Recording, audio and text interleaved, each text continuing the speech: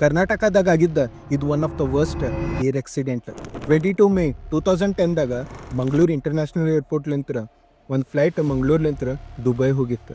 ಅದು ದುಬೈಲಿಂತ್ರ ಮಂಗಳೂರಿಗೆ return ಬರೋಬೇಕಾರೆ 166 passengers ಅದ್ರ ಒಳಗಿದ್ರು. ಮಂಗಳೂರು ಇಂಟರ್ನ್ಯಾಷನಲ್ ಏರ್ಪೋರ್ಟ್ ಒಂದು ಹಿಲ್ಲಿ ರೀಜನ್ದಾಗ ಐತಿ. ಅದ್ರ ಅಕ್ಕಪಕ್ಕ ಪೂರಾ ಫಾರೆಸ್ಟ್ ಐತಿ ಮತ್ತು ಹೆವಿ ಕ್ಲಿಫು ಇದಾವಲ್ಲ. ಹೇಳ್ತಾರೆ ಆ ದಿನ ಕ್ಯಾಪ್ಟನ್ಸ್ ಮತ್ತು ಫ್ಲೈಟ್ ಅಟೆಂಡೆನ್ಸ್ದವ್ರದ್ದು ಮೆಡಿಕಲ್ ಚೆಕಪ್ ಮಾಡಿದ್ದಿಲ್ಲ ಅಂತ.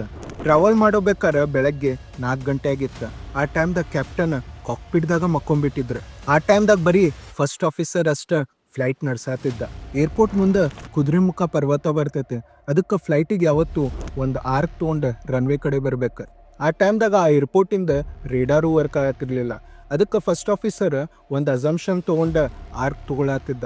ಆರ್ಕ್ ತೊಗೊಂಡಾದ್ಮೇಲೆ ಆ ಟೈಮ್ದಾಗ ಫ್ಲೈಟ್ 7,000 ಫೀಟ್ ಮೇಲಿತ್ತು.